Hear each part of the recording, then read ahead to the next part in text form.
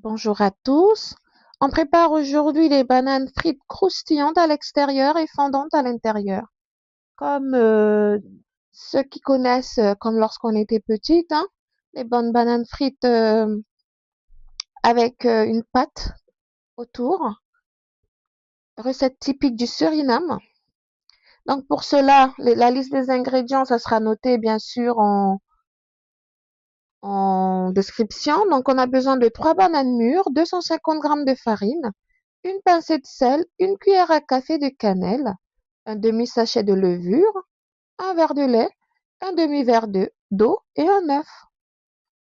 Donc pour la préparation, on vient mélanger notre farine, la levure, une pincée de sel, aussi qu'on va d'abord mettre avec l'œuf.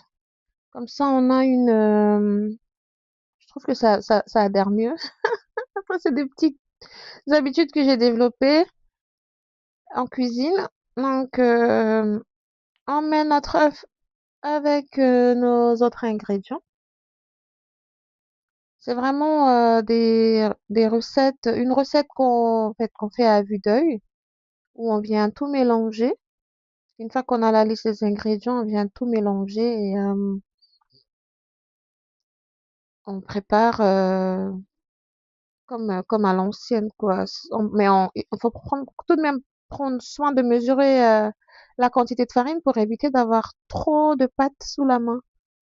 Voilà, je viens touiller l'ensemble et bien vérifier à ce qu'on ait une pâte lisse sans grumeaux parce que ça peut être désagréable en fait de manger des bananes frites, donc des bacabanes et avoir des grumeaux tout autour. Ce serait désagréable. Donc on vérifie à ce que notre pâte soit bien lisse. Donc j'estime que c'est assez lisse. On peut maintenant venir préparer nos bananes. Donc non, il en faudrait 3, mais moi il m'en restait que 2 parce que j'avais déjà utilisé la troisième pour autre chose. Donc on vient éplucher nos bananes. Moi je les coupe en deux et ensuite je les coupe en largeur, comme ça, dans de lamelles pas trop fines pour éviter qu'elles ne se cassent. C'est pratique de les avoir coupées en deux parce que ça évite d'avoir trop de travail une fois qu'on les cuisine.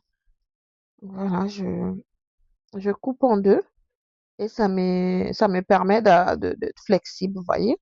C'est un peu plus pratique une fois que c'est dans l'huile. C'est plus facile à montrer qu'à dire. Donc voilà, une fois que les bananes coupées, on les met dans la pâte et ensuite on vient les faire frire dans de l'huile. Donc de l'huile pas trop chaude, hein, parce que ça donne une couleur un peu trop foncée après. Mais voilà ce que ça donne lorsqu'on les prépare. On laisse dorer des deux côtés. On a nos bananes qui sont bien sûr accompagnées de sauce pinda. Donc c'est une sauce qu'on achète sec et qu'on vient rajouter de l'eau chaude pour diluer. Et ça accompagne les bananes frites. Il y a des personnes qui préfèrent sans, surtout pour les personnes qui sont allergiques. Voilà, écoutez comment c'est croustillant.